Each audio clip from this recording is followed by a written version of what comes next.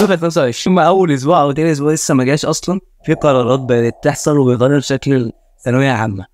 انا دلوقتي احنا هنقول مين المستفاد من القرار ده، وايه اكتر فرع من فروع ثالثه ثانويه عامه هو المستفيد، وهنعمل ايه اصلا ضد التغيرات دي، هناخدها ولا المواد اتلغت ولا ايه اللي هيحصل بالظبط. من ناحيه ادبي، فادبي دول 4 مواد اتشالوا منك، فانت محظوظ جدا فمعكش حجه بقى. طب من ناحيه بقى علمي، انا علمي علوم تمام، وعلمي علم رياضه، ايه اللي هيحصل دلوقتي وهنعمل ايه؟ ناحيه علمي فانا شايف موضوع الضغط ده اتشال اكتر جدا. احس ان هنذاكر 5 مواد بس الفكره مواد زي اللغه التانية هتبقى كورس. الصراحه انا ههتم بيها شويه عشان ما بعد ثانويه عامه. بس مواد زي الجيولوجيا محدش عارف ليها طريق، بس الفكره نركز على المواد الاساسيه مادام هي كده خلاص تمام.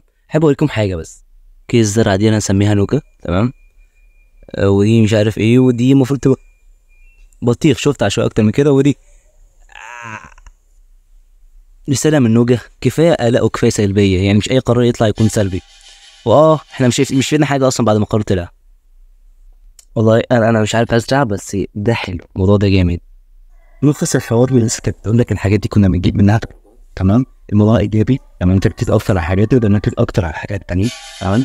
الموضوع عادي جدا. تمام. ملخص الحوار كله ذاكر ولا كيف تقول عشان بقى قاعد بقى هنا اكتر من كده. ايه تخليك مواد صح. في جروب انا كنت بفكر اعمله، انا عملته اصلا اوريدي لثانويه عامه، اللي هو انا بشرح فيه المواد العلمي، هيبقى جروب العلمي كله تقريبا، في ناس ادب هيخشوا، بس لا اللي هو فكره اللي هو تنظيم، فلو حد مهتم هيقول اشترك بقى في القناه وعشان ربنا يستر.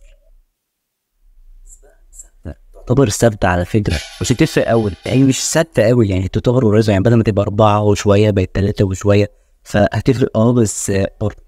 وبالنسبه بقى لدفعه اولى ثانوي وثانيه ثانوي، فوالله بجد ربنا معاهم، محدش عارف اللي جاي ايه بالظبط. والله انتوا اكتر ناس شافها، كنت بقول احنا اكتر دفعه منحوسه، بس لا احنا نجينا بجلدنا، ربنا معاكم.